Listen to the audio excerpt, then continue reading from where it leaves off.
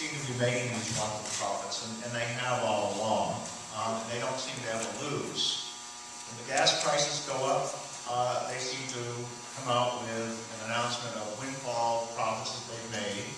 And I'm sure that of course it's very good for their company, it's very good for their shareholders, but those of us from the Northeast who are heating our homes with oil, those of us who live in rural communities and have to drive some miles to go to work, it's just not so good for us. And I'm not saying they shouldn't make a profit. I'm just saying that I don't believe that they should be making a profit on our backs, that is, on public gold. And in the economic conditions that we're in, I'm appealing to you as my rep to put an end to this.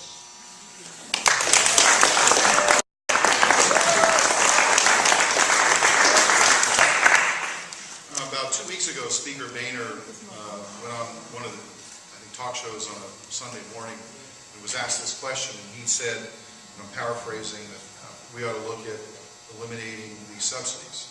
And there was a frenzy in Washington. Everybody was sort of up in arms. I think it was yesterday, even might have been today. So today was yesterday. The Senate took up a bill to eliminate the subsidies, and as I understood the bill, it was a $21 billion savings over 10 years, and it failed the Senate. Here's, specifically on the subsidy, which is a tax provision in the code, here's what I would suggest. If you're going to eliminate that, we'll also eliminate the lease payments that they have to make, offset it, and be fair. But secondly, the subsidy bill. I'm sorry? I believe it was a Republican filibuster in which the Democrats were unable to reach a 60-vote cloture measure. Defeated it. Shouldn't we mention what party defeated it? The Senate took a vote. I know that Ben Nelson, Mary Landrieu, conservative Democrats. The Blue Dog Caucus. Okay, look, I'm not interested in blame here. I'm just telling you what the facts are. You know, there were Republicans who voted for it, and there were Republicans who voted against it. There were Democrats who voted for it, and there were Democrats who voted against it. What I'm trying to provide is alternative solutions that make sense. And the simple point on that specific issue is, if you're going to get rid of that tax benefit to those 5 companies, let's also eliminate the lease payments and make it fair and equal level. The second component, the larger question here is $4 a gallon for gas is unacceptable. And record ExxonMobil profits.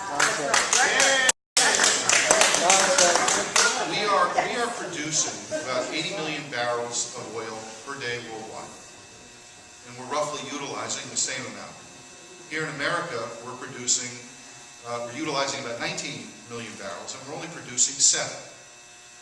Right. Those numbers need to get closer together.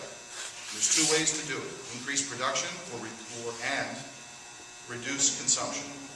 And I think we have a responsibility to do both. Right. And what that means is we ought to be exploring for oil in this country and off of our coasts and be self-sufficient. Right.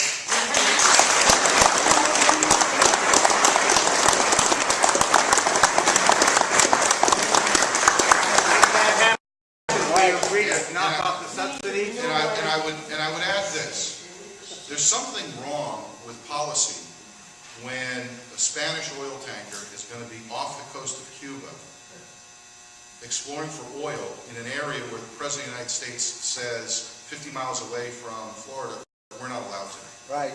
That's a